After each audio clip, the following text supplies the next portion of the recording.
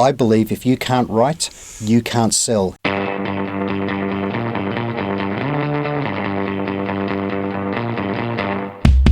Good to see you again, Tony. Hey, John. Hey, I've seen you writing a lot recently about the fact that salespeople need to write. They need to put content out there. I need to understand that more. Why?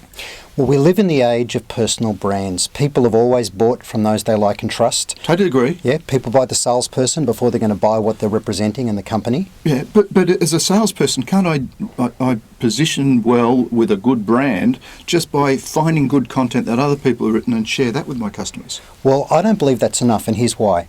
Buyers today expect salespeople in a business-to-business world to lead with insight, to deliver real value in the conversations. Agreed. People can source information easily, right? And everything drifts toward being a commodity. The way we sell, these are all cliches, I know, but the way we sell is more important than what we sell.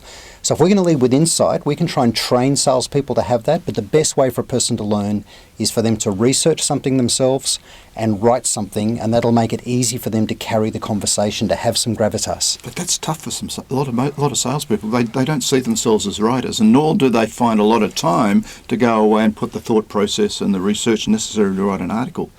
Well, this is controversial, but I think within 10 years, 30% of salespeople in field business-to-business selling won't have jobs. And the reason they won't is they'll fail to create the value that funds their role. I believe if you can't write, you can't sell. You need to have opinions on the things that you're selling.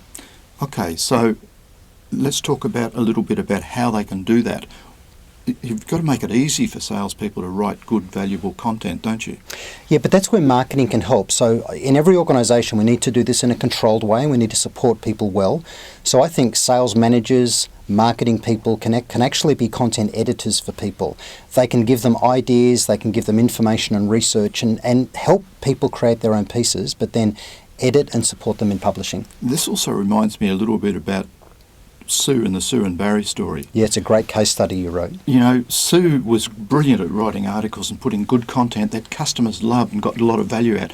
And when I spoke to Sue about how she goes about that, she used to pump articles out really easily. And do you know what? She focused on existing customers and how they created value in their own business. Yeah. Nothing to do with her product or service, although that was obviously part of how the customer actually created that value.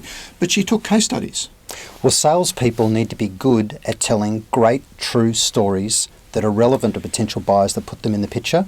And customers are often reluctant to put their own brand out there in doing case studies and endorsements of suppliers, but the salesperson can still write up the case study and just change the names. That's exactly what you did in your video that I saw. That's right. Now, so the bottom line is, you're saying if we want to progress in a sales career, we have to learn how to do this. It's vital for the future of the way we sell. Yeah, and sales managers and management need to let go of the problem in their mind of people building their own brand. It's always been that way.